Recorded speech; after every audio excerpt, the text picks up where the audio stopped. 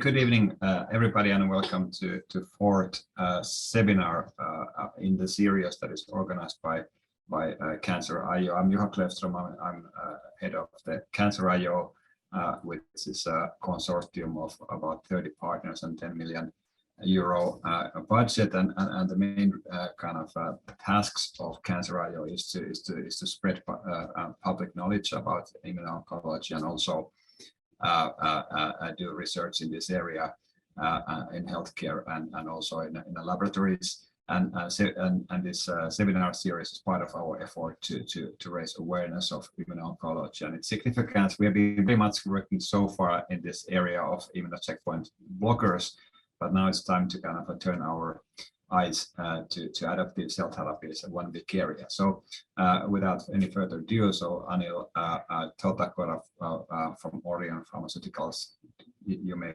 want to give an introduction to the field. Thanks, Juha. Thanks for the kind introduction, and I'm gonna start sharing. Maybe just before that, so that people are welcome to add their questions to chat or Q&A button. So Miremi will pick your questions and if time allows, kind of deliver those to speakers. And all the students who are interested in credits, please check chat, because that has all the instructions for you to how to get those credits. Thanks. Thank you. Good afternoon, everyone. I hope you can see my slides and hear me properly. Yes. Thank you. Good afternoon, everyone. My name is Anil Thorakura. I'm heading the Immuno-Oncology team at Orion Pharma. And today I have this privilege to introduce you guys the Adoptive Cell Therapy and its uses in fighting against the cancer. And then I'm going to give you a brief introduction and then let the experts in the field to continue the discussion today. And as you all know, immunotherapy is established as a fifth pillar for cancer treatment. And compared to the surgery, chemo, radio, and targeted therapy, the immunotherapy works in a unique way where we actually not killing cancer cells. We are actually using the immune cells to fight against the cancer, and then that's their natural job to do it. And then we're just helping the immune cells so that they can go and clear the tumors. And then in the real world, how does actually the CD8 T cells, which are cytotoxic T cells, recognize the cancer cells? So these educated cytotoxic CD8 T cells will recognize an antigen presented by a cancer cell, and then these antigen experienced T cells recognize this antigen and eliminate them. But cancers somehow adopted a smart way to escape the immune-mediated killing by upregulating many other molecules that inhibit the T cell function. But one of them that's quite popular, as you all know, is the interaction between PD-1, PD-L1. What this interaction do is this actually stops the T cell function. So the T cell no longer able to kill the cancer cell, even though it is actually expressing an antigen that a T cell can recognize and kill it. So these inhibitory pathways were quite exploited in the last several years. And then there are many more drugs that are in the market now that act as an immune checkpoint blockade. So basically what these drugs do is these drugs inhibit the natural ligation of PD-1, PD-L1 that drives the immune suppression in the T cells.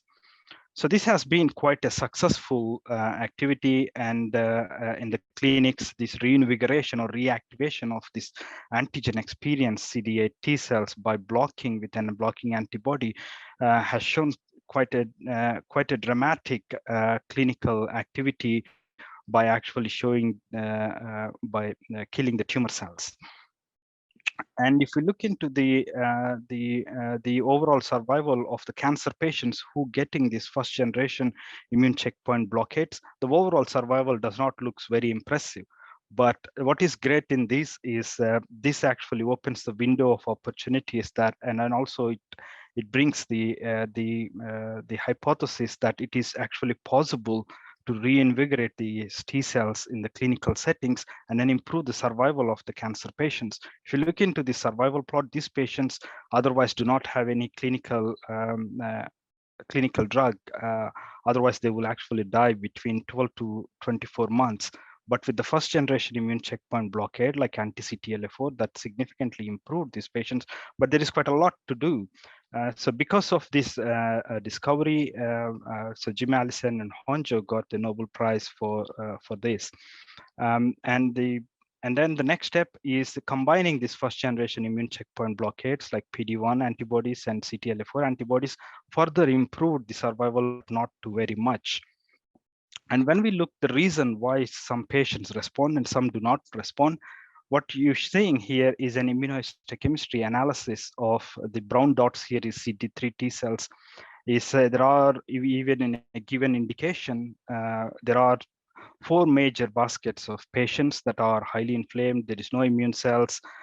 And then these are immune excluded or immune suppressive microenvironment. Because of this quite heterogeneous immune contexture in the cancer patients, that's why we see majority of the patient non-responding to these treatments. If on the bottom right here, if you see the patients who are eligible to get this checkpoint blockade in the US in 2018 is only 44%, and out of this, only 13% are benefiting by checkpoint blockade. So there is quite a lot of activities that we need to do to improve the survival of these cancer patients who don't have other alternative treatments. So this has been challenge in the field, and then there are many approaches, but in the recent days, the second generation immunotherapy, namely the CAR T cell, came in, and then this actually quite significantly improved the survival of the patients, although there is patients who still need quite a lot of activities to be done to improve their survival. And these second generation CAR T cells actually improved the cancer patient survival, but the caveat is it's only in the hematological malignancies so far. So that's where the play of this adaptive cell therapy come in. Because of the known knowledge from the clinical trial settings, it is possible to activate T cells and then let the T cells kill the tumor cells. So there are many ways actually you can do adoptive cell therapy is by taking the TILs, the tumor infiltrating lymphocytes from the patient, and expanding them in vitro in our laboratories and reinfusing them. And another way of actually exploiting these T cells is by actually isolating them and then re-engineer them in vitro to express a specific T cell receptor that actually recognizes the specific antigens and kill them. And then the most popular one is a CAR T cell. Probably that's what we're going to discuss today. Is most popular ones among all of these adoptive cell therapy strategies. And briefly, the way how CAR T cells is, again, you take the patient cells, PBMCs, and then engineer them, expand them in vitro, and reinfuse the same patient T cells into it, and then it actually kills the tumors. And as said before, these treatments are very effective in hematological malignancies, but there is quite a lot to be done in solid tumor indications. So briefly, how the CAR T cells work: when these T cells are PBMCs taken from the cancer patients, or the T cells taken, the CAR is infused by retroviral transduction. And then these CAR expressing T cells, when reinfused back, they recognize a specific antigen expressed by CAR T cells. They expand, they proliferate, and then they kill the cancer cell. While doing, they also expand and proliferate. And this is why they're also called as living drugs, because they actually increase in number and then increase in activity with the days right after infusion. One of the greatest advantage, unlike other immune checkpoint blockade with the CAR T cells, is if you look at this purple box here, majority of the patients who seems to responding for first generation or first generation immune checkpoint blockades is the patient who have high tumor mutation burden. But there is quite a lot in the green box. You can see there is quite a lot of these indications and patient populations who are not eligible or who are not getting benefited by immune checkpoint blockade. And this is the patient populations that CAR T cells would be function very well, irrespective of the tumor mutation burden. One of the classical example is the AALs, where this B-cell lymphomas, where the CAR T cells being very effective. And then in these cancer indications where the tumor mutation burden is very low. So where the field is heading in terms of the CAR T cells, there are many drugs that are approved for hematological malignancies. In the recent years, there is quite a lot of clinical trials are also ongoing.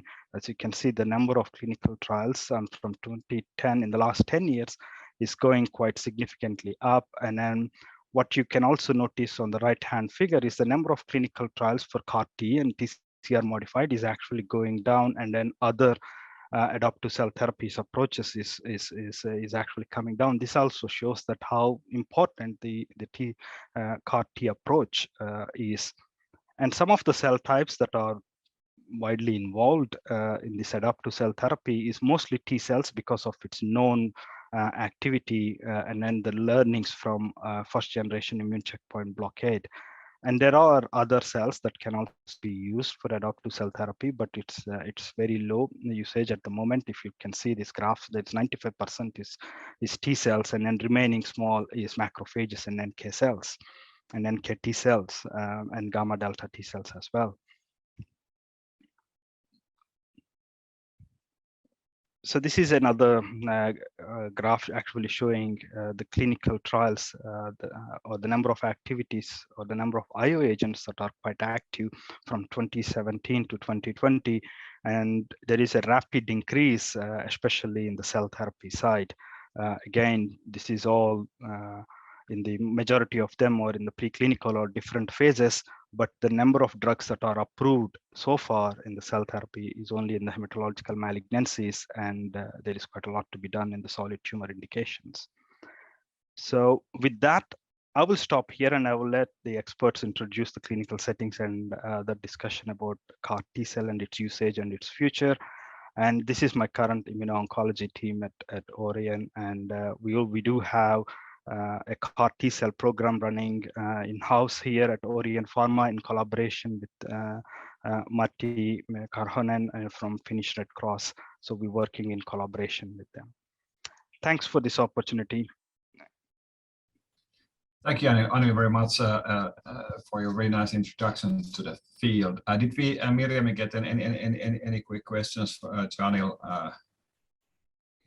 No questions so far, so maybe we can save them to the panel. Yes, let's save them to panel. And so next speaker is Professor Sirpa Leppä from Helsinki University Hospital, and she's a clinician scientist who is also seeing patients, and she's been in charge of running clinical trials with CAR T therapy. So please, Sirpa.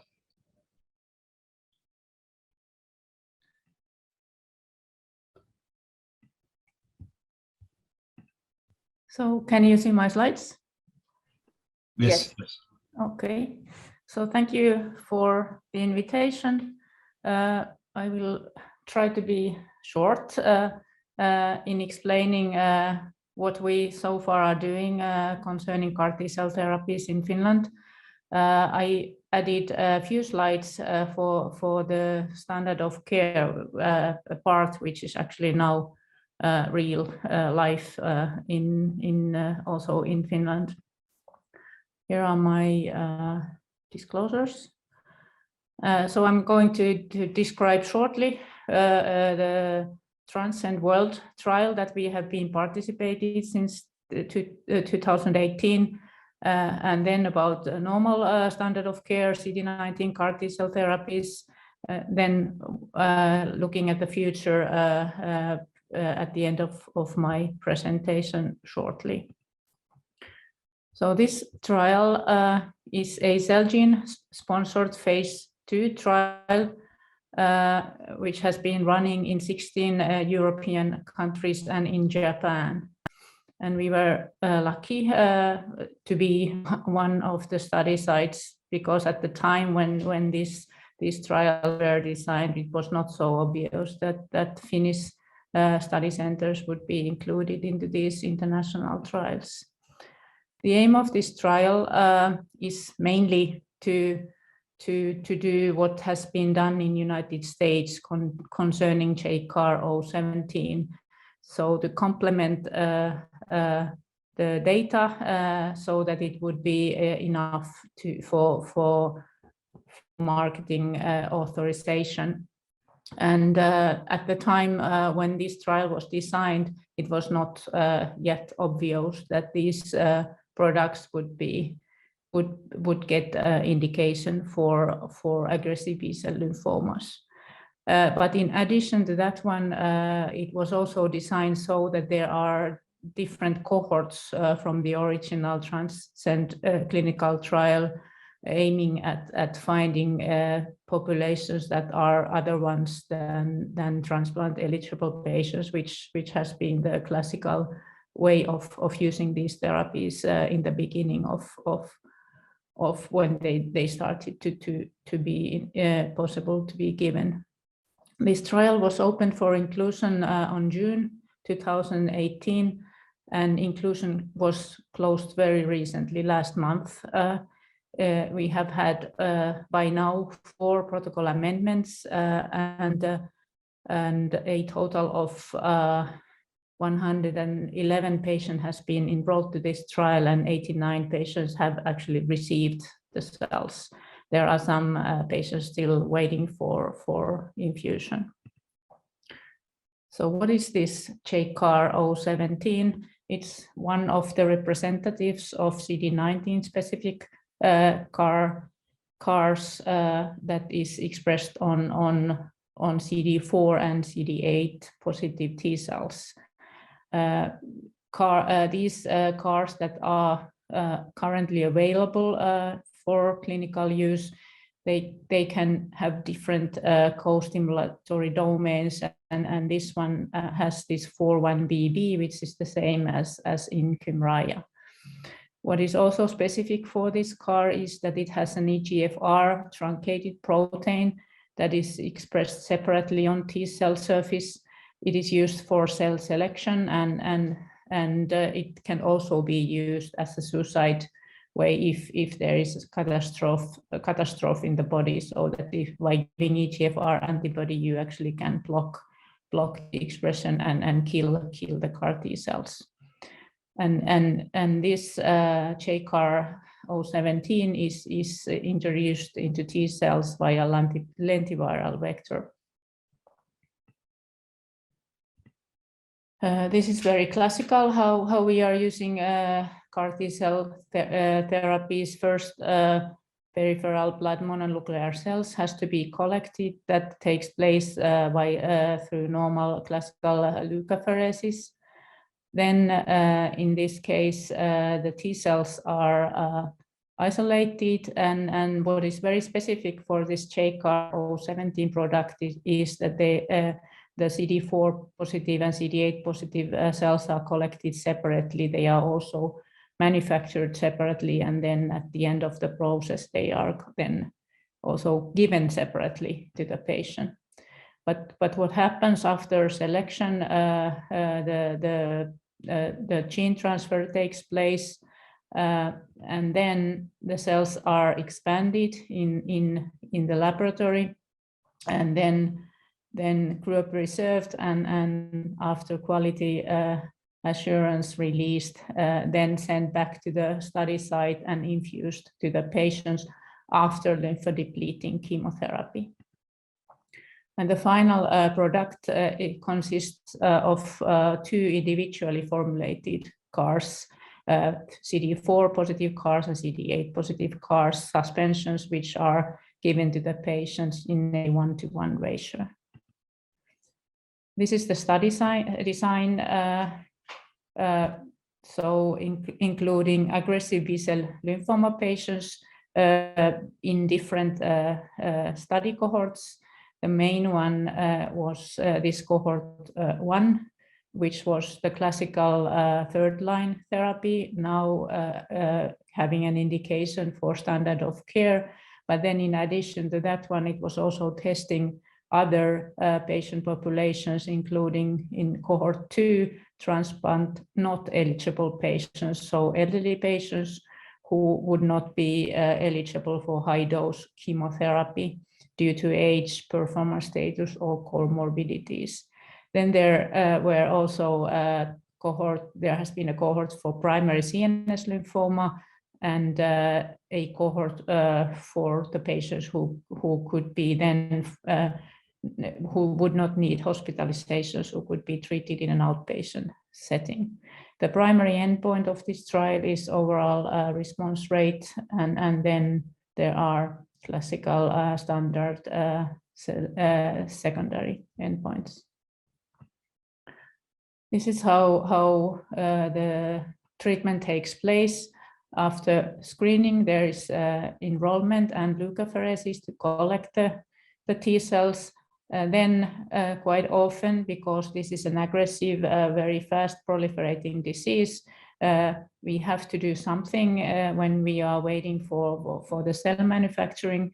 It takes approximately 4 to 5 weeks. So many patients need some kind of bridging chemotherapy, and some of the patients never make it up to the CAR T cell therapy because the performance score is worsening within this period of the time. But if the patient is still fit at this point, then they will get lymphodepleting chemotherapy, which is just to make the patient ready and the body ready for welcoming the CAR T cells, so that there would be not a massive cytokine storm in the body. After CAR T cell infusion, the patient stay in ward department approximately 2 weeks. We treat the potential adverse events, and then the patients are uncharged from the hospital, and then we start the follow-up. And if they are in remission at 3 months and particularly at 6 months, then they are most likely cured with this treatment. After we already started this trial, the Transcend trial was completed and published, and this is just some figures from the publication showing the flow of this trial, and then the Kaplan-Meier curves. The outcome outcome after JCAR regimen is very much the same as it is for Kymriah or Yescarta. So that if the after CAR T cell therapy the patient gets complete remission, then they have excellent survival. We have now therapeutic indications for CD19 CAR T cells for 2 products in Europe, 3 in United States. We are expecting to get the indication also in Europe for this JCAR early next year. Or in all these cases, the indication is for aggressive B-cell lymphomas, 3rd line, and then in addition to that also ALL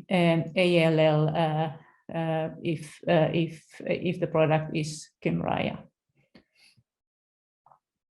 In Finland, we have to have these kind of regulatory rules. We have to these products have to be dealt in a Council for Choices in Healthcare in Finland, which is Palko in Finnish. They will estimate whether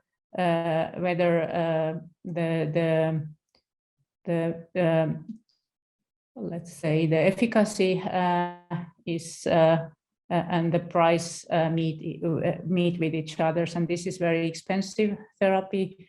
The list price is for available products at the moment a little bit more than 300,000 euros. It's one-time therapy, and it is not obvious at all that this is something that is valuable for the patients when we combine price plus efficacy.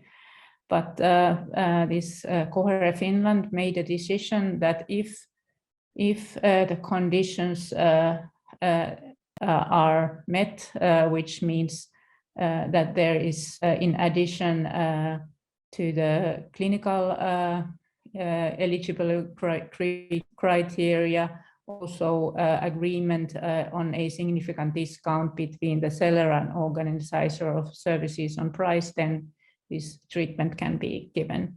And since 2019, we have been starting to treat patients with CAR T cell therapies as a standard of care in a 3rd line setting. In the future is very interesting. we are going to get more indications for these products. This year has been particularly exciting because already last summer there were 3 different press releases reporting that the CD19 CARs as a second-line therapy in a randomized comparison are showing very promising results. And we are going to hear more about this in the Becoming ASH meeting in 2 weeks. But at this far, we know that at least 2 out of 3 trials have been positive for in comparison between CAR T-cell therapy and standard of care, which is autologous transplantation. There is also something else to look forward to. Orion is together with Blood Service developing FICAR production, and we are hoping very much that this development will enter into the clinical trials in a little bit more than 1 year. And then we have also a program to develop CAR T-cell therapy for solid tumors. This is a collaboration between Blood Service, University of Helsinki and Helsinki University Hospital.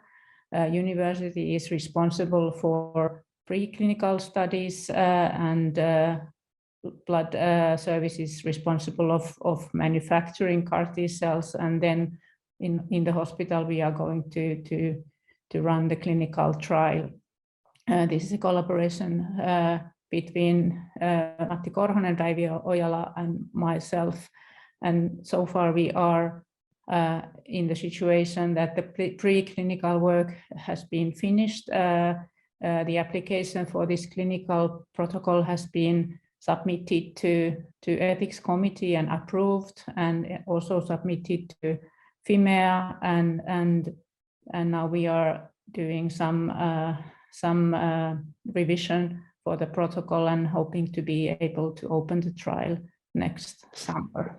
So that was what I wanted to say. Thank you for your attention. Thank you very much, Sirpa. This is really interesting and nice to see that all this great effort going on in Finland. We are a little bit running late. Is there, Miriam, any special questions you want to pick up? There are some comments and questions. Actually, a comment from Kim Vettenranta. Just to add to the picture, in Finland, the first 2 pediatric ALL patients were included in the Eliana trial on CTL019 in 2016 already. And the pediatric CAR T therapies with this product were launched in Finland in January 19. A total of 9 patients included so far. That's great.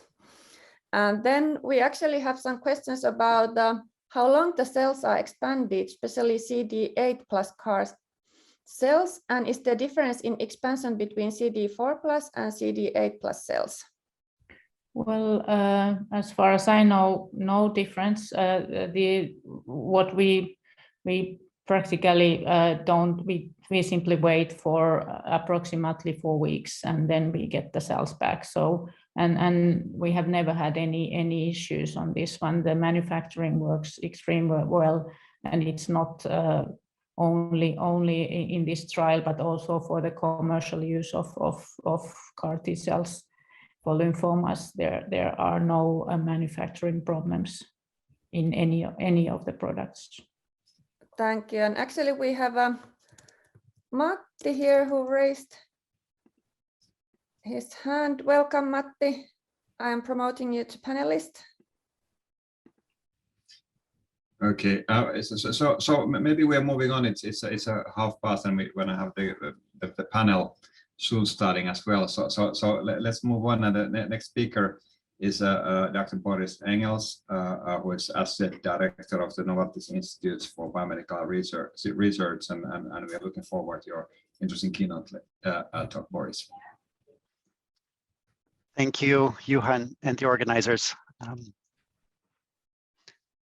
Do you see my screen? Yes.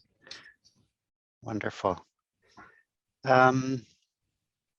So thank you very much for the opportunity to present. So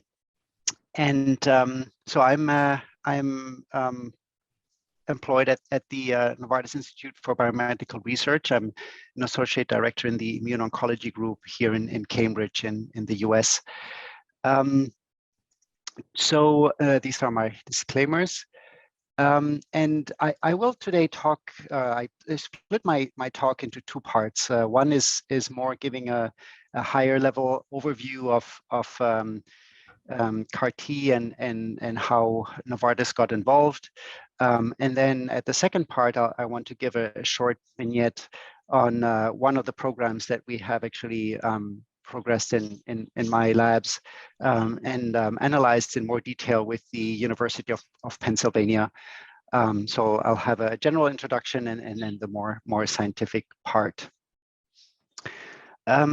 So CAR T cells, as you have heard in the wonderful presentations by Anil and Sirpa before, have really changed the paradigm for many cancer patients and opened up a whole new space in the pharmaceutical industries. Carl June, one of the pioneers, quoted here, really stressing how different the live drug is from what has been in the past. This is mainly captured by the clinical potential and really the potential to cure some of these the patients that haven't had any other opportunities.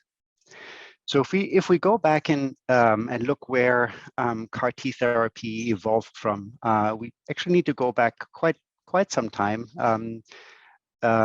Obviously, there's much more preceding this to have enabled Zelig Ashar and colleagues, but they were the first to develop the concept of combining a antibody binding moiety with a signaling domain into a synthetic protein and enabling that way to redirect T cells to other targets. This was done in 1993 and published by him. He is a professor at the Weizmann Institute in Israel, and he coined these cells T bodies, a mix between antibody and T cell. And about 10 years later, there was the invention of the second generation CAR T cells as we have them approved now in several cases. And this was spearheaded actually by Riviere, Sadelain, and Brenchens at the Memorial Sloan Kettering. And a year later, in 2003, they published on a CD19 CAR that was incorporating these the second generation CAR with the co-signal CD28 or FOB1BB, in addition to the first signal, which is CD3. And then another 10 years later, 2011 was actually the first publication of a successful CAR T therapy. There have been attempts in before that, but none of them really proven full efficacy in patients. And this was the publication by Porter and June, Carl June from UPenn, that then also sparked the interest of pharmaceutical companies to get involved in this, to that date, very academic process, very elaborate, but really venturing into this. And a year later, Novartis started the collaboration with UPenn, and already in 2014, the CTL019 or Kymriah was designed as or designated as a breakthrough therapy by the FDA. And then 2017, as we heard earlier, was the approval of the first CAR T, so Kymriah in pediatric ALL. And looking into kind of the journey of Novartis in this space a bit more in detail, as I mentioned, we started off in August 2012 with a collaboration with the University of Pennsylvania. And then that same year, we actually acquired the first facility intended to the production of CAR T cells in Morris Plains in New Jersey. I told you about the breakthrough therapy. And then in February 2017, we submitted the BLA, the Biologic License Application for Kymriah in pediatric ALL. And in August of that year, this was approved in pediatric ALL. 1 year later, we achieved the approval. Put on the laser pointer. 1 year later, we the approval for DLBCL. And then, as you see in the years thereafter, we really expanded into other countries and making patients eligible to receive Kymriah. And here, a picture of Emily Whitehead, who is actually the first pediatric patient who have ever received a CAR T cell. And every May, she celebrates her additional year of cancer-free, and this was 9 years in this May. So after these successful examples, the field in cell therapies has really exploded, and you may have seen this or similar pictures before. This is the cellular therapy landscape of 2 years ago, and you see the really big interest from pharma and biotech and academia, and many phase 1 and phase 2 trials that are currently run. As Anil mentioned, many of them are autologous CAR T cells, so T cells from the patients themselves, but there are several other cell types that are of interest as well. And actually this year, the interest in NK cell has grown. There's macrophages, and then also allogeneic approaches where healthy donor T cells are used to produce the therapy. So Novartis has really, after the first approvals in 2017, has tried to expand the eligibility of patients to this therapy in many countries. And you see in this map here, there's now more than 30 countries in which the reimbursement has been achieved, and more than 300 centers have been qualified to provide Kymriah to patients. And additional countries are currently being looked at to expand this as well. And in order to make sure that we can actually deliver this drug to the patients, also the footprint of facilities to generate the drug has been expanded. As I mentioned, we started off with one facility in Morris Plains in New Jersey, but that was actually the facility for which the early global trials were manufactured out. But then with the approvals, the demand was higher. So Novartis acquired or built some of additional own factories in France, in Switzerland, but also expanded with CMOs especially in Asia to be able to generate the CAR T cells there. And so far, we have been able to manufacture more than 5,000 CAR T doses for patients worldwide. I don't think I need to linger much on this slide here, as Dr. Leppä and Anil have given introduction as well, but maybe to stress some of the differences. So the CAR T, as we use it here in Novartis, is autologous, so it comes from the patient themselves. The cells are, the patients are leukapheresed, and then the leukapheresis material is frozen and then shipped to any of the global sites to generate the cells there. There they are transduced with the lentiviral vector that then enables them to express the CAR T on their surface. They're expanded in vitro, upon which they are frozen again to then send the material back to the patients. And so CTL019 or Kymriah is a product that uses cryopreservation, as I mentioned, both of the incoming and the outgoing product. And that we think gives a little bit more flexibility in handling to physicians and patients, as they are not bound to very difficult timing of shipment, lymphodepletion, etc., but gives a little bit more of flexibility there. The synthetic protein itself is very similar to the three competitors. So we are also using a 4-1BB co-stimulatory domain. We think that this enhances the expansion and persistence of the CAR T cells. We use a mouse-derived single-chain AV that binds to CD19, CD8 alpha hinge and transmembrane, and then the CD3 zeta.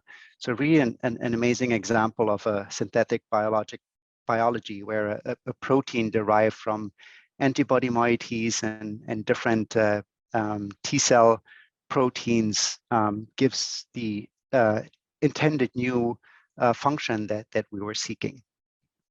And then lastly, there were several global trials that enabled the CTL019 approval in some of the countries. So maybe just a very high level sketch of how the CAR Ts work. So we have a lentiviral vector that we use to infect or transduce the patient's T cells. That leads to the expression of the CAR T in parallel to the endogenous TCR that is still present on these T cells. And then these CAR T cells can recognize healthy donor or healthy B cells, but also cancer cells. And then through cytokine release and granzyme and perforin can destroy the cancers.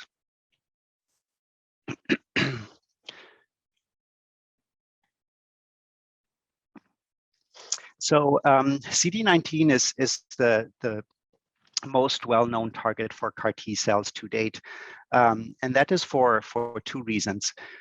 One is, as you see in this sketch here, that CD19 is expressed in many stages of B cell development. It's expressed as early as the pro-B cell, pre-B cell, and then also late plasmablast. And that really allows us to use the same target for different cancers that derive from these different stages of B cell development. So ALL is derived of more early B cells, while DLBCL is more differentiated B cells, but all of these are covered by CD19.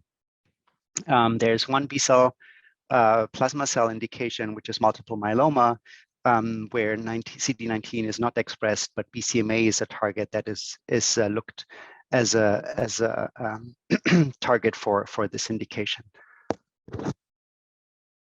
Sorry. And the second reason is that CD19 is not expressed on bone marrow stem cells or other tissues. So it's really a tumor-associated antigen that is limited to the B cells and the malignant cells. I'll give you two more examples of the global studies that Kymriah was approved in, and then I'll move on to the current example of another CAR that we have developed. So the first indication, as we have heard before, is in relapsed refractory B cell acute lymphoblastic leukemia, or ALL. And the patients that are relapsed or refractory have gone through all the standard of care that is known for them, which include chemotherapy, targeted therapy, radiation, and also bone marrow transplant. And although the responses to these standards of care are positive in many cases, there's still about 20% of children that relapse or are refractory. And the median survival for these relapsed refractory patients is only 3 to 9 months. So really a high medical need have something new. And this is the indication that actually the CAR Ts were tested first. And this is the Kaplan-Meier plot for the Eliana study in just this patient population. And you see the survival curve here for more than 2 years, really showing both high responses as well as prolonged responses in upwards of 60% of all patients. The other indication where Kymriah is approved is relapsed and refractory diffuse large B-cell lymphoma, or DLBCL. DLBCL is the most common subtype of non-Hodgkin lymphoma. Patients who relapse of the standard of care, again, have a very limited life expectancy of about 6 months, and again, a patient population of high unmet need. And this is the population that was enrolled into the Juliet study. And you see, as in the dark the dark line here, the overall response is not quite as high as we have seen it for ALL. Nevertheless, if we study only the patients who are achieving complete response within the 3 months, this is a very long-lasting effect that these patients obtain from these CAR T cells. And most recently, we have been able to compare the clinical outcome of the Eliana study and the Juliet study that led to the approval to the patients that were treated in the US with the approved Kymriah product. And in both cases, both the efficacy but also the safety are very constant, and in cases actually more favorable in the commercial patients, where the overall response rates in ALL climbed to 88%, with the overall survival of 94% at 6 months. And similarly in DLBCL, the overall response rates was slightly increased, as well as the overall survival. And interestingly, the main adverse events that we see for CAR Ts, which is CRS or neurotoxicities, were actually lower in the commercial setting as compared to the trials as we have seen them.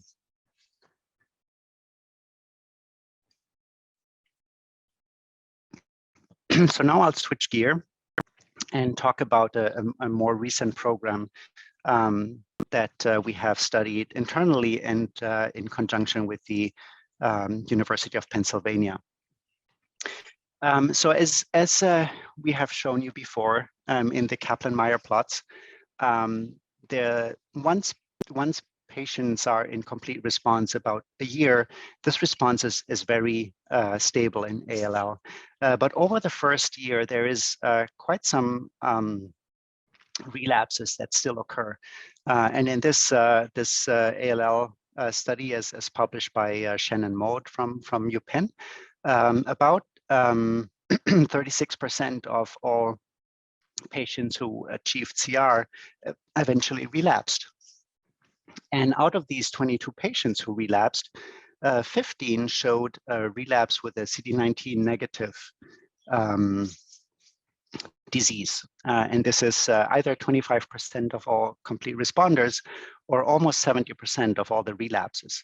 So indicating that this may be really a major reason for relapse in ALL. And my slides froze.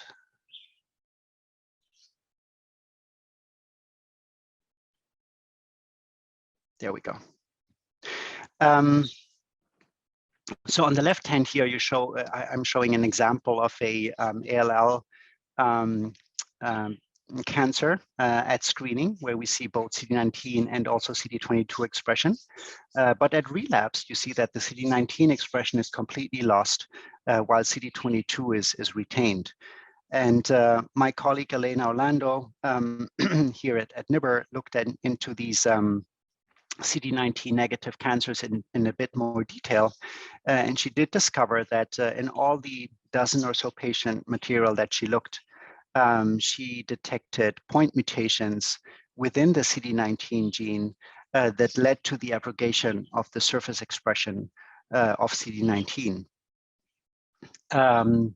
Interestingly, there was no hotspot detected, but really every patient showed a different mutation.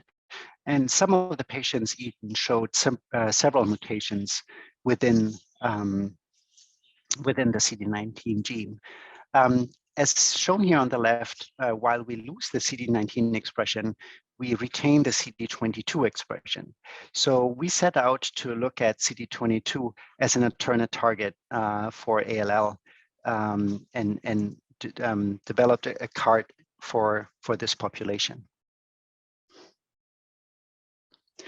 While we were developing a novel CD22 CAR, UPenn had actually initiated a phase 1 trial with a CAR that was very similar to the CAR targeting CD22 as published by the NCI and Stanford using the M971 based single-chain AV. The differences that UPenn did include was using a intra-single-chain AV linker. So the linker that combined the heavy and the light chain of the single-chain AV was more similar to what we have used with Kymriah, which is a longer G4S linker.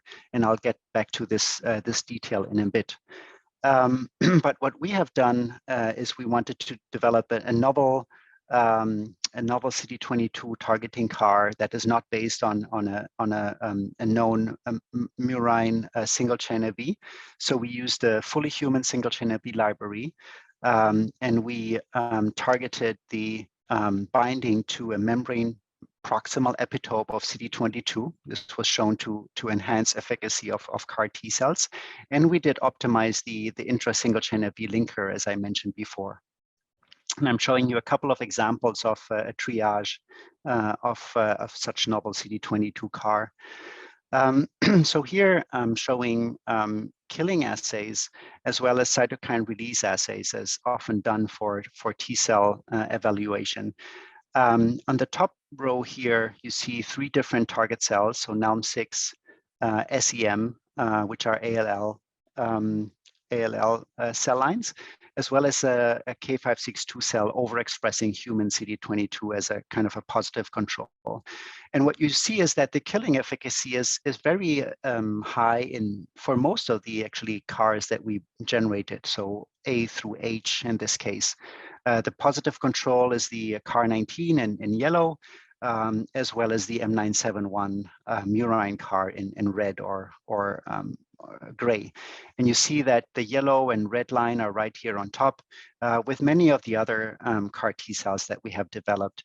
The SEM seems to be differentiating a little bit better, where actually only the clone 22F in purple here is right with the controls, while other CARs seem to be dropping off. But in addition to the killing, we did see much bigger differences in the cytokine release, where only the CD19 as well as the M971 really showed robust interferon secretion in NALM6, which has lower CD22 expression. SEM, which has higher CD22 expression, showed some efficacy by the F clone, as here in purple.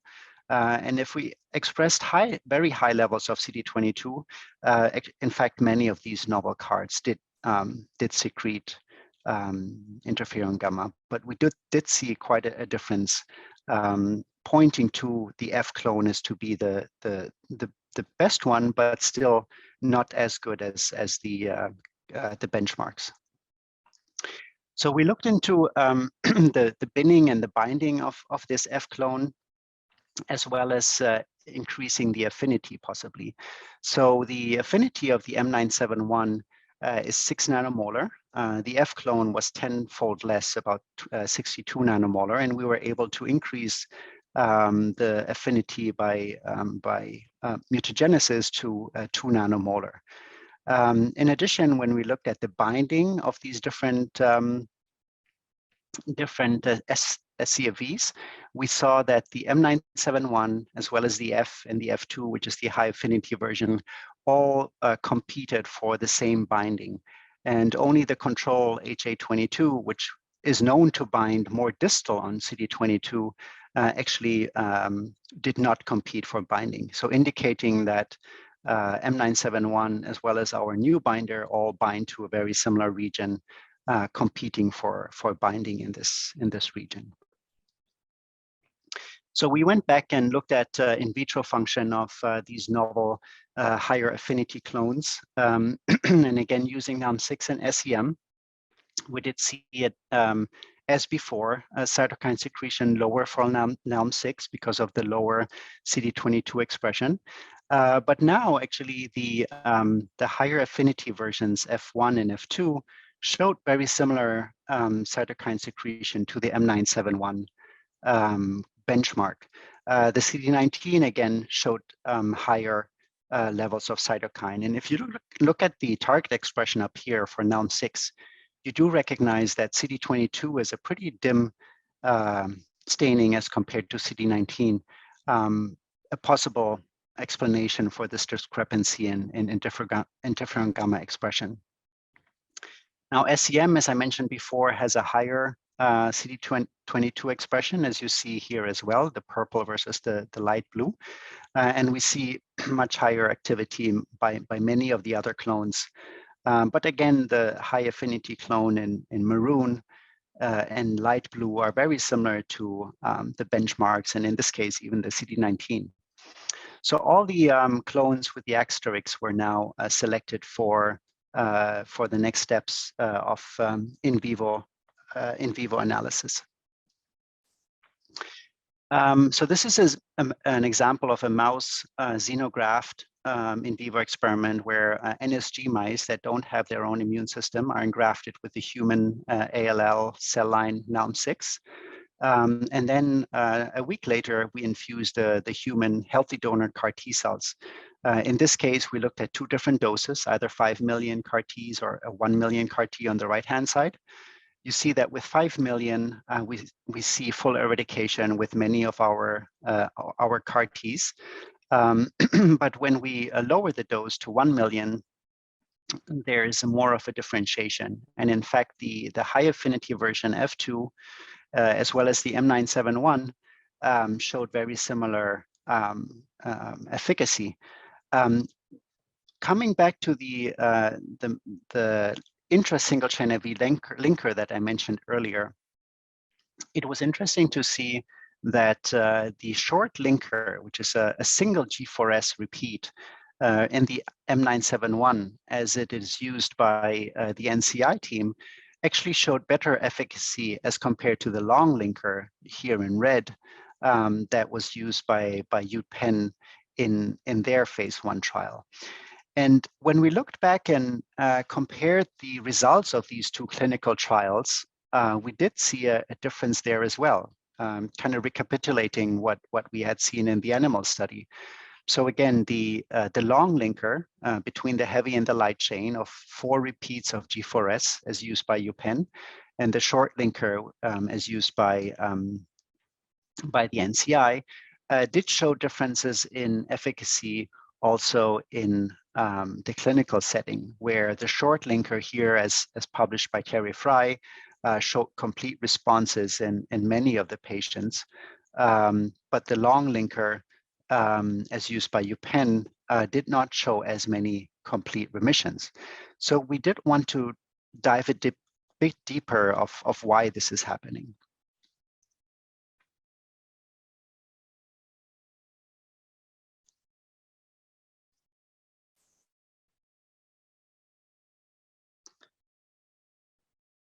I'm seeing my computer is a little slow.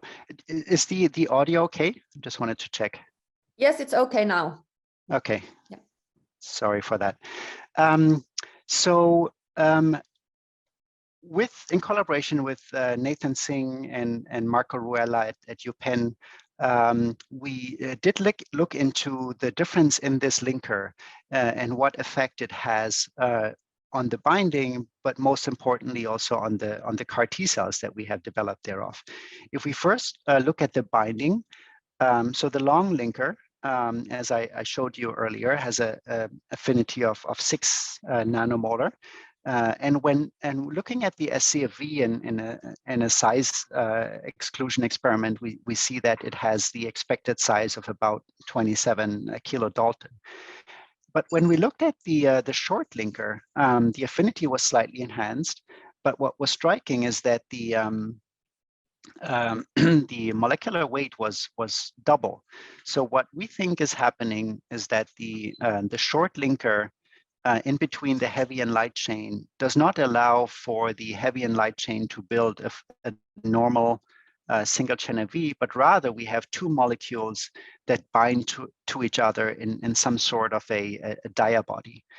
And we think something similar could also happen on the surface of the CAR T cells, because if we look at the distribution of the CAR on the cells, the long linker shows very homogeneous staining on the cells, while the short linker shows kind of a patchy staining indicative of clustering. And this clustering likely leads to some basal activation as well, because when looking at the resting CAR T cells, we did see higher levels of phosphorylated signaling molecules in the short linker as opposed to the long linker variants. This higher kind of basal level of activation did also lead to higher activity in vitro.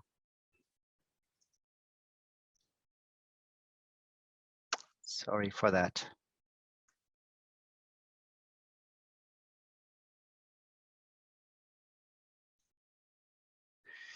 And that is shown in these figures here. So on the top, there's the analysis of synapses that are built by either the CAR22 long or short, and we see more F-actin and also more perforin in the synapses of the short linker. And in addition, we also see higher cytokine secretion, as shown by the green bars, as opposed to the blue bars. Now, you may recall there was a paper by Crystal McCall from several years ago using a GD2 CAR, where she showed that such clustering is actually detrimental because it leads to the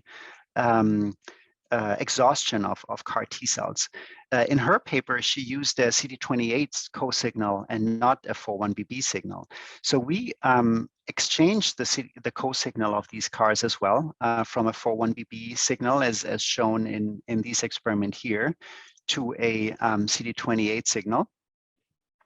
And indeed, we were not able to see such an increase in killing with the CD28 as opposed to the 4-1BB. And I really apologize that my slides are not progressing.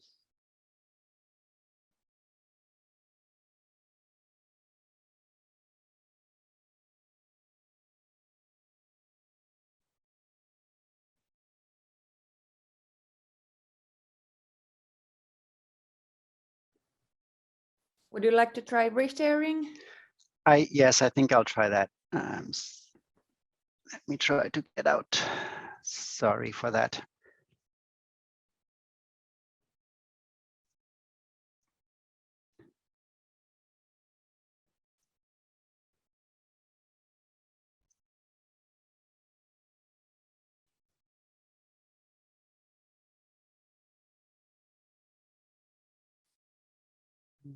Should have gotten out. Sorry, I'll close the PowerPoint real quick as well. I'm sorry for that. No worries. So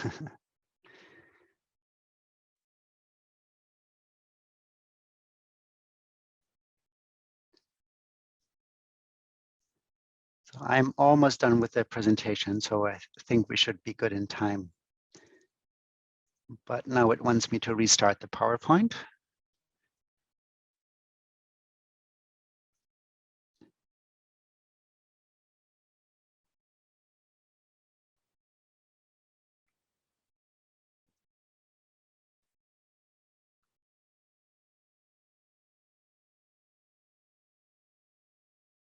So while I upload, I do see that there is a question with regarding to interferon gamma production. So far in our analysis, we have really seen very positive correlations of cytokine secretion and activity, both in vitro and also in vivo.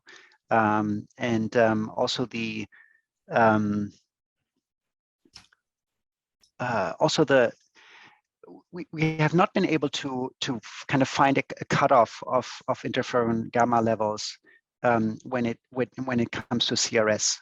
So we've been really using cytokine secretion as a way to search for better activity cards in general.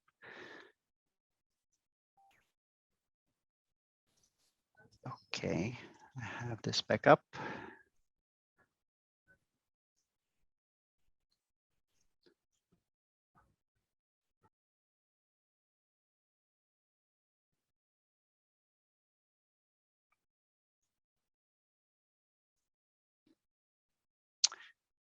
Okay, so as I mentioned, using the CD28 co-signal instead of the 4-1BB, we were not able to recapitulate this increased activity. So we went one step further and not only employed the short linker in the M971, but also brought this to the new high affinity version that we had generated, so CD22F2. And as you see in the activity in vitro here, the difference was not as big as we had seen for the M971. Nevertheless, there was a trend for better activity. With regard to the protein, we saw very similar behavior where the affinity was not markedly increased with the short versus the long, but we again saw this homodimerization of the short linker. So in one of the kind of final in vivo experiments, this time using SEM as model and not ALL, not NALM6, we did see that the CD19 here in blue, as well as the M971 short in maroon or in brown, and our new CAR CD22F2 short showed very similar activity and full rejection, while the respective long versions of 971 and F2 did again show a lower efficacy in vivo. This difference in activity in animals was actually also recapitulated in the potential of these cells to expand in these animals. So this is a day 7 post-CAR T infusion. We took blood samples of these animals. Each dot represents one animal. And we did see that the F2 short version here in purple showed trends towards the highest expansion as compared to the other versions. So to summarize this part, we've been able to generate a novel CD22 targeting CAR T guided by efficacy studies in vivo and in vitro. This new human single-chain FV was optimized with regard to affinity as well as the intra-single-chain FV linker. And a short intra-single-chain FV linker led to surface clustering and tonic signaling. And the primed phenotype translated to a better efficacy, but could not be repeated or supported with CD28 co-signal.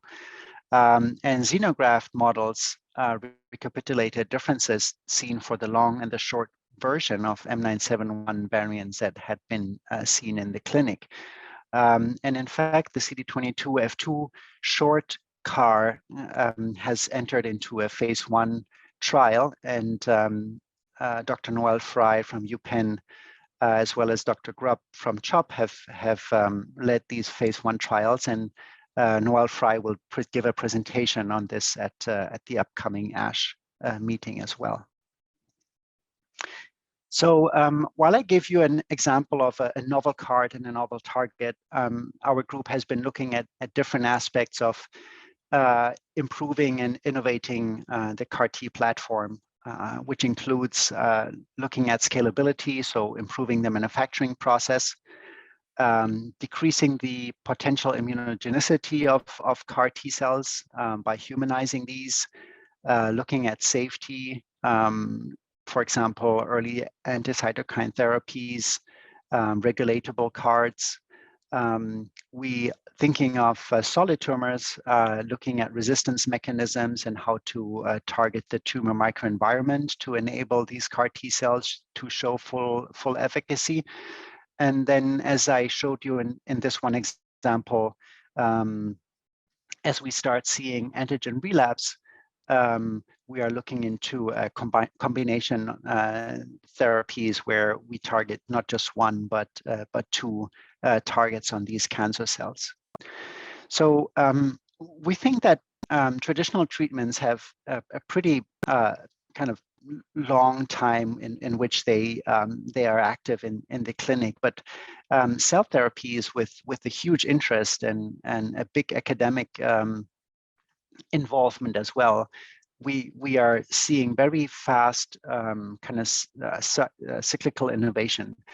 So in order to kind of keep up with that and be up there with a bunch of competitors in the front, we're really looking into keeping innovating and improving on our CAR-T therapies. And this is the current kind of clinical programs that we have. So with Kymriah, beyond ALL and DLBCL, there was a recent readout in follicular lymphoma. And there's other studies ongoing in earlier line and in aggressive cancers. But we also have a new next generation platform where we use a manufacturing really aimed at improving the turnaround and the automation. And there's two trials, phase 1 trials that will be presented at ASH as well. One is YTB323, which is a CD19 targeting CAR, and then one is PHE targeting BCMA. So with that, I like to close with the wall of hope, which is a wall that that was installed at the manufacturing site in Morris Plains, where each of these dots represents a light that is switched on when a product is made for a patient, because there's this unique situation where each batch of drug is directly linked to a patient and really represents hope for this patient and his disease. So I'd like to acknowledge all the colleagues at Novartis, the clinical and research teams at UPenn and CHOP, in particular Nathan Singh, Noel Fry, Shannon Mode, Sar, and Marco, investigators that have participated around the world, and then most importantly, all the patients and families that are taking part in our trials. Thank you, Boris, very much. This was really excellent and exciting talk, really giving us really nice overview of the state of the art in the CAR-T therapies. And I think there are a couple of questions from the audience that maybe Miriam, you want to pick up, and we can then move to the panel discussion. Yes, thank you, and thank you also on my behalf. Really excellent presentation. Actually, we have one question in the Q&A, maybe for all panelists, or you can choose who will answer. So how does CAR-T distinguish between cancer cell and normal cell? I ask this because cancer cells also express same receptor as normal cells, but they are just upregulated in case of cancer cell. Who would like to pick? Yeah, I can give it a first stab. So it's a great question, and in case of the approved CAR-Ts, so the CD19 targeting, the CAR cannot distinguish between normal and cancerous. So these patients do actually have a depletion of their normal B cells. But we are in the lucky situation that a patient can live a good life without their B cells. When it comes to solid tumors, this is a different question, and I bet we may touch on that later as well. So there, the specificity of the antigen is much more important, where we do not want normal tissue expression, if at all possible. Thank you. Okay, was there any other questions? Not at the moment. So I think we can start a panel discussion. Okay, let's go to panel discussion, and I think first of all we want to welcome Matti Korhonen from Finnish Red Cross Blood Services. Are you, Matti, around? Matti was here, and but I cannot see him now. Oh yeah, Matti is coming back. Matti, can you please open your camera or mic and introduce yourself?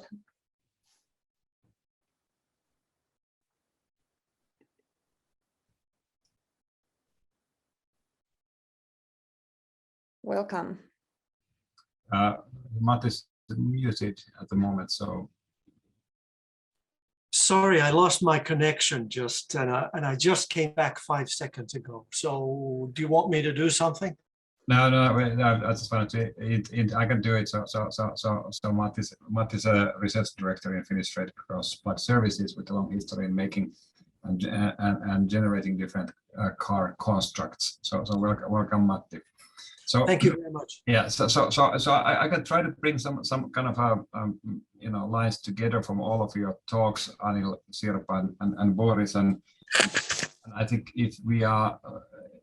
See where we are standing at the moment is clearly kind of a CD19 directed CARs and the B-cell lymphoma. So this is where the great discoveries have been and the treatment kind of responses have been seen. And I think if I now ask you to a little bit take your look into the future and a couple of things that most likely all of us are wondering.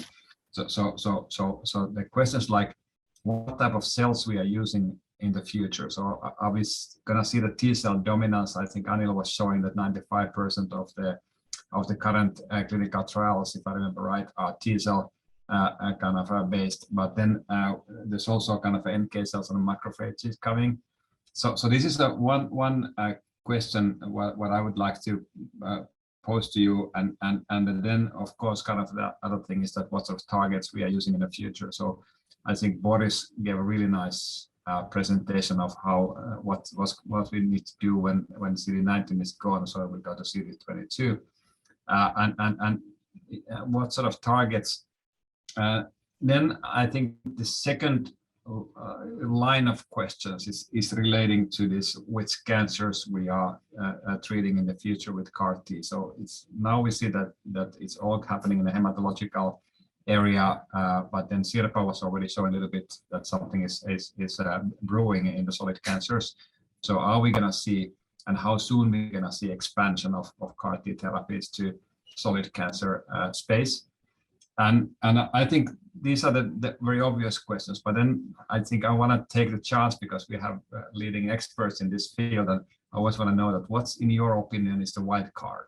So that we basically can predict something what's going to happen, but has there been some developments in the field, some CAR T constructs or kind of solutions or innovations which really have been kind of making you inspired and excited.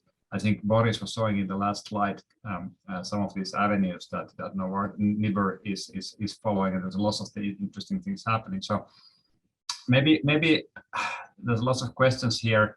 So one is which cells we are using, which constructs, which cancers, and what is the wild card. So maybe you want to pick anything from this kind of a bunch of questions and give a little bit of your insight. So maybe if we go in the same order as we had a talk, so do you want to, Anil, give your vision to this big burning questions? Thank you, and thank you for the previous presenters. It was a really nice presentation. So looking into the future, I think T cells still dominate because of the knowledge and the clinical learnings we made from starting from immune checkpoint inhibitors, monotherapy combination, and now CAR T cells. I think the T cells, there is quite a lot for the T cells to offer. I think the future will be maybe further engineering T cells, and maybe the source of the CAR T cells or the T cells that we need to engineer will change as well, because now currently it's taken in from the circulation. Maybe a different way of generating these CAR T cells are taken from the patient. So that will be the future, maybe the induced pluripotent stem cells. And there are a few companies actually working on this placenta-derived T cells as well. So that may be more sort of an allogenic sort of a system than autologous. So I think the bottom line is the T cells are still the key, but the source of these T cells probably will be improved, because the current therapies, which the patients get enrolled into maybe last line or second line, they already went into quite an exhausting treatments before they actually enroll into this current treatment. And then we don't know how this actually mess up the whole T cell phenotype and the T cell fitness to be able to actually fight against the cancer, even if they express the CAR. Okay, and what's the kind of Orion's perspective to hematological and solid tumor space that are we going to see expansion happening soon? I think, I mean, currently we are focused on hematological malignancies, but we do have targets that we're considering for solid cancers. Again, the solid cancer is a big beast to beat. I think there are many limitations coming from the target selection, as Boris nicely explained. The limitations in the solid tumor is also the major challenge is picking the right target that is more specific in the cancer is a challenge. And then also with the solid tumor is actually the penetration of this CAR T cells, mobilization, and then the fitness of the CAR T cells and the longevity is a challenge that we need to address. So at Orion, we believe that we can test the solid tumor indications as well, but we need to be wise on picking the right construct that can do the job. Maybe not, we don't necessarily are very optimistic that a normal CAR with just a CD3 or CD28 41BB co-stimulatory domain and an SCFP would do the job in solid tumor. I think there is furthermore we need to consider is further engineering the CAR to make it armor, or maybe, as Boris mentioned, dual targeting, maybe another approach. Yeah. And a wild card, Anil, for you in the future is what? Is the T cells are still the promising one. So we believe still the T cells are. Okay. Thanks, Anil. So what's Sirpa, your kind of thoughts on the future? I am a lymphoma physician, so I will stick on lymphomas. I would love to see, of course, and hopefully we will see also improvement in solid tumor CAR T cell therapies, but there have been already a lot of efforts, and if it was easy, those products would be already available, I think. But for sure they will come at some point, and we should not stop trying. How I see it as a physician is that we have to focus on patient selection. Not everybody will benefit, even no matter how we think and how good the CAR T cell products are.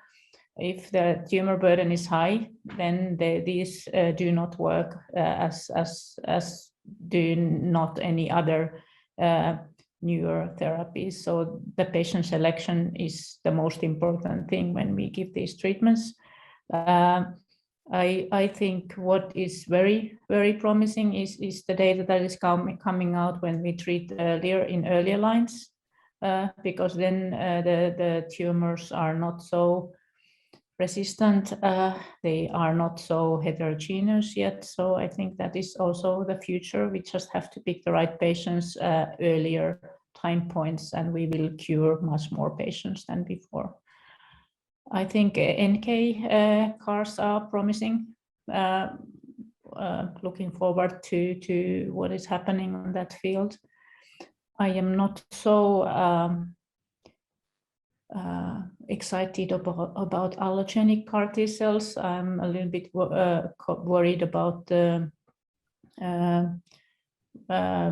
rejections and those kind of issues, but we will have to see. It's nice to say that you can buy whatever CAR T cells from the store, but there are some limitations for sure. So well, myeloma is also very promising at the moment, so they are getting indications for that one. So something, did I forget something? So maybe the wild card, but before that, because something what I was thinking from your talk is that you were pointing out that it takes about 4 to 5 weeks before from the time that you take the cells from the patient and bring it back.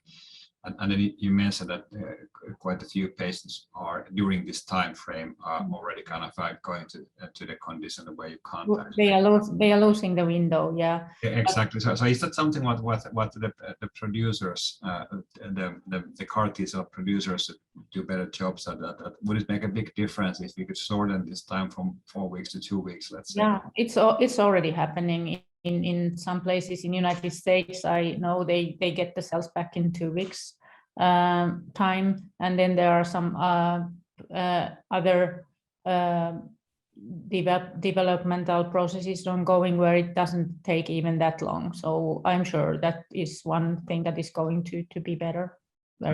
Does it make sense to send every time these cells to US where they do the engineering and they bring it back, or should we have kind of next door of course, good laboratory production? Of course not. At the moment, we don't have to send them to the United States anymore. There are many manufacturing places in Europe. Also, Novartis has several. But of course, we should have those manufacturing places nearby in Finland as well. I still wanted to ask this that if, as a clinician, is there anything that really has made you excited about developments? That is something what you think might be the wild card in the future, something what really kind of makes a huge difference to the treatment of DLBCL patients or B-cell lymphoma patients in general? Oh, I think it's already has been really exciting to be able to cure patients who had actually no hope at all. Yeah. That I think, and then probably something that is targeting several antigens. I think that is very promising, because in many cases it's the loss of the target that is a reason for failure. Yes, yeah. Very, very exciting times we are. Yeah, fantastic, and this really nicely bridges the microphone to Boris. What's your visions on the future? What's going to happen in terms of with cells, with targets, with cancers, and what's your kind of favorite? What excites you most in the developments in the field? So I'm really happy to see that both Sirpa and Anil shared the autologous and T cells as most promising, because I feel the same. With regard to T cells, I think we know that they are the cells that bring the efficacy also in other immune therapies, right? If we're thinking of TIL or immune checkpoint blockade, they're really the drivers, even in solid tumors. So I think that really shows that these are important cells and give the potential to be modified and optimized. Also, we know a lot how to handle these in vitro, right? With NK cells, I think the question is still how well they tolerate the ex vivo process, the adoptive transfer, etc. So there's not a lot about the T cells that we know. One thing that I think we could, how we could leverage the other parts of the immune system is maybe not necessarily by modifying them ex vivo, but rather by combination therapies. So have the T cells genetically modify, target the antigen of interest, but then include the innate system or NK cells by biologics or other ways to bring in that part of the immune system as well. So with that regard, I think, yeah, T cells are the ones that seem to show the biggest promise. Regarding targets and other cancers, I agree with Sirpa that if it were as easy with solid tumors, we would have seen those kind of further progressed as well. In fact, if we think back of the history of CAR T cells, the very first trials were done in solid tumors. Those were first generation CARs given, but still there were solid tumors that were tested. And then only with CD19 we got this breakthrough. We have some limited internal experience with the collaboration with UPenn, where we were targeting EGFRV3 as a cancer-specific antigen in GBM. And while we didn't see really great efficacy, we learned a lot, and we did see many of the canonical immune pathways come up. We saw infiltration of Tregs, we saw PD-1, PD-L1, TGF-beta. So many of the pathways that we know that impact the activity of T cells in solid cancers. And I think that's a way where we'll need to explore. So the first hurdle will be to find a clean target. And then the second is to employ combination therapies to kind of enable these cells to really do their job in the solid tumors. With regard to antigens, I touched on it a little bit earlier. It is, in a way, a simple problem to have, but it is really a big problem in solid tumors because of the really high sensitivity of these adoptively transferred cells. So the window of sparing normal tissue and going for the cancer is pretty small. So I think there's not a big tolerance for normal expression. So we really need to look for clean targets, and that's a challenge in solid tumors.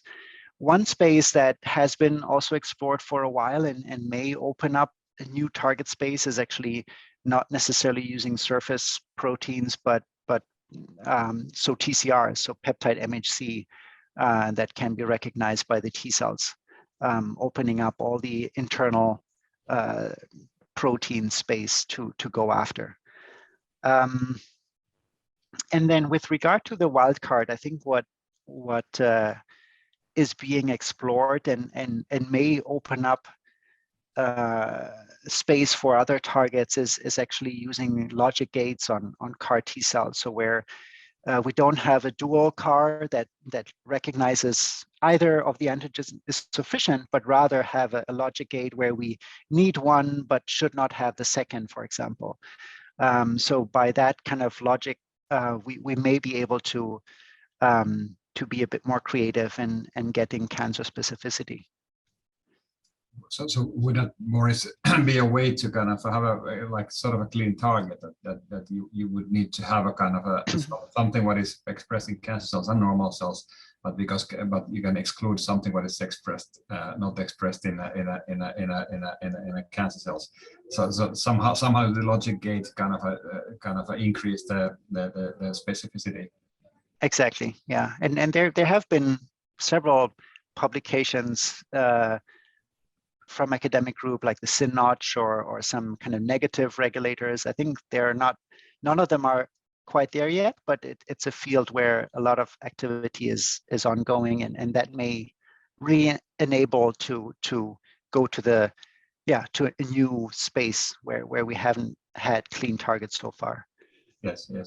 I pick quickly. Anil, you have a hand up. So do you want to make a comment? Oh yeah, I have one comment to make considering previous Sirpa's and Boris suggestions in the context of solid tumor. I think there is quite a lot of clinical trials that are ongoing in the solid tumors, and then we will have an understanding in coming days who are those patients responding and who do not respond. And then my question, or maybe point for discussion as well, is when we do the patient selection for solid tumor, in addition to the target's expression, should we also consider the local microenvironment in the patient selection? Is it like macrophages, Tregs, or is the baseline doesn't matter? As Boris was mentioning, there is Treg infiltration after CAR T cells. Is that going to help if we start with maybe macrophages, MDSCs, or Tregs, in addition to the target expression for patient selection? Or we still quite early to say that it maybe will not have any effect? It's probably early still, but even I think even in lymphomas we have seen correlations where the composition of the apheresis or the composition of the infiltrating cells does correlate with response. So I think that's an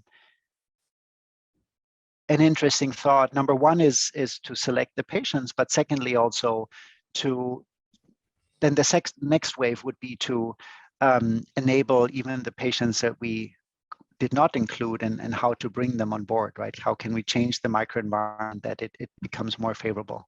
Mm-hmm. Through combination, possibly. Yeah. Yeah. So let's come back very soon to this. The same. This is really interesting discussion. The combination therapies and also selecting patients on the basis of tumor microenvironment.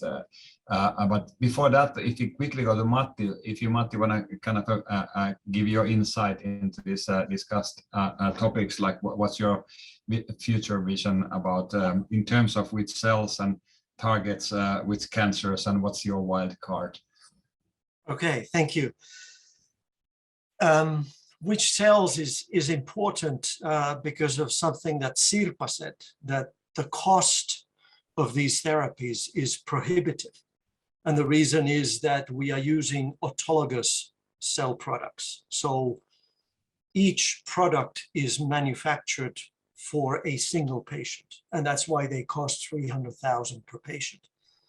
So my favorite idea is somehow we must develop allogeneic cell products. Could they be allogeneic T cells? Maybe. There's some prohibitive problems and challenges there. I tend to favor CAR NK cells, and we have some programs ongoing there.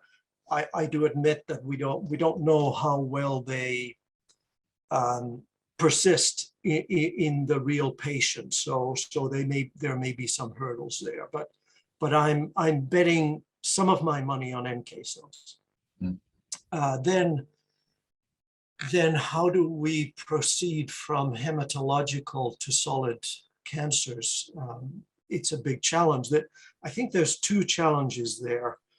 One of them lies with the T cells, and the other lies with the cancer. So of course, the cancer microenvironment is immunosuppressive, and we need to find ways to break that.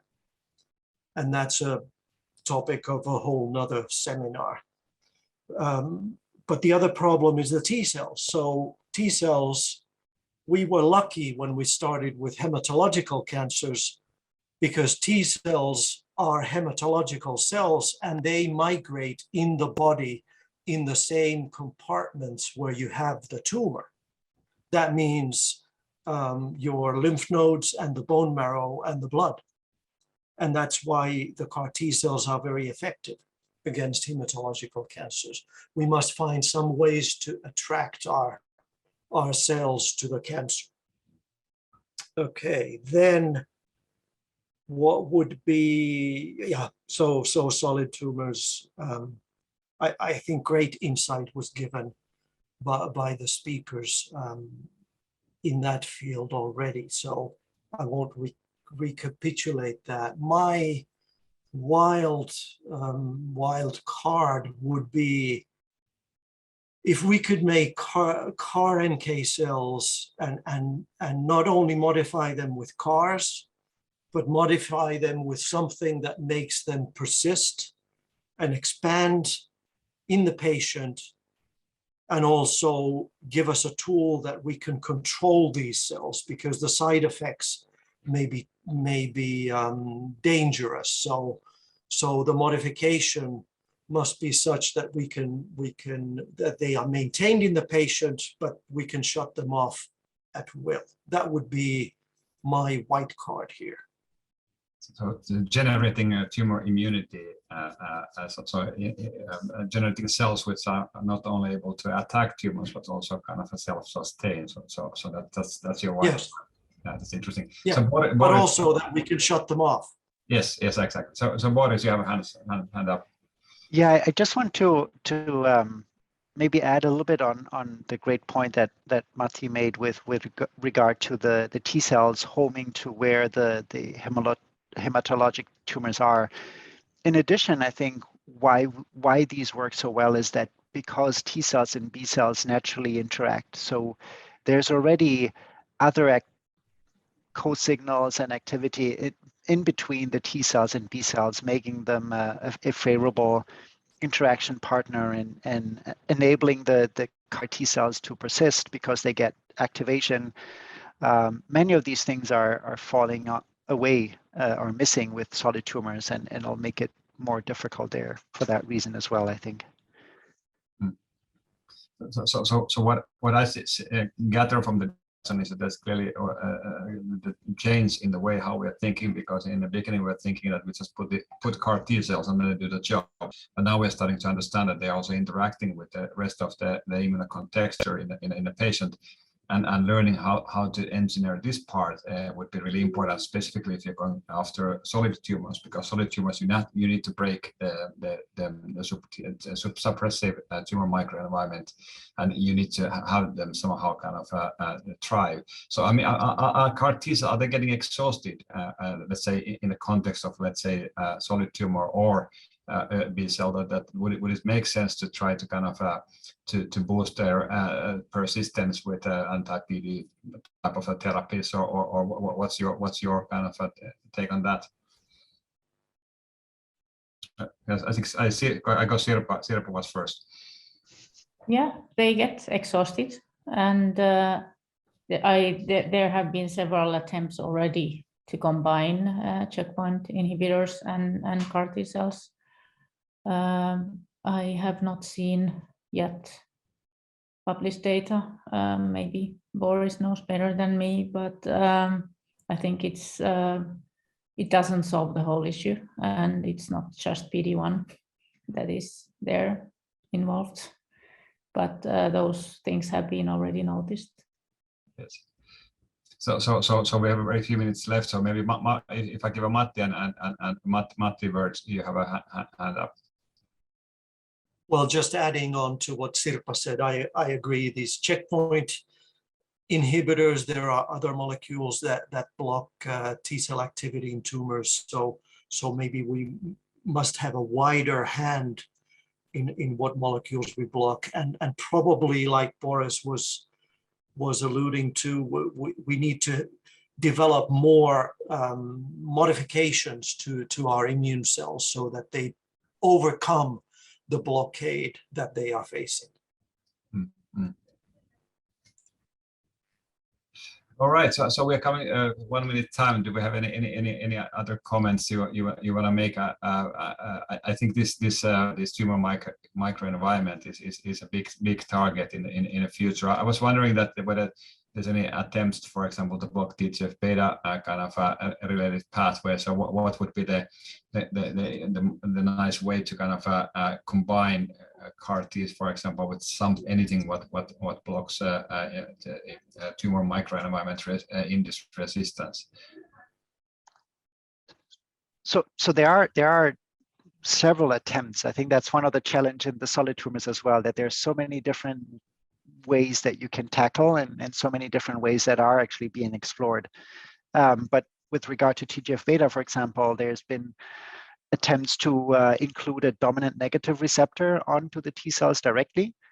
And there are trials ongoing with that, or having a antibody that can be given as a combination therapy. I think none of them, at least to my knowledge, have kind of read out, but definitely a space that people are exploring. Yes. All right, so we are unfortunately coming to end because I love this discussion. I was wondering, is there Miriam, any questions from the audience? Yes, there is actually a question for the panel. What is your view on bispecific and trispecific killer cell engagers, bikes and trikes? So I think Sirpa was the first and will be the last in this panel. So Sirpa, please. They are also very promising drugs, at least for lymphomas. I think they are at the moment what we know, CD or the BiTEs targeting CD3 and CD20. They are at least giving as good response rates as we have seen for CAR T-cell therapies, but it's still early days, so we will have to see, but very promising. All right, thank you very much, Sirpa. So I need to close now the panel because of the time, and I really want to thank Anil, Sirpa, Boris, and Matti for wonderful discussion, and we will be watching the developments in the field and hopefully kind of contributing to that as well.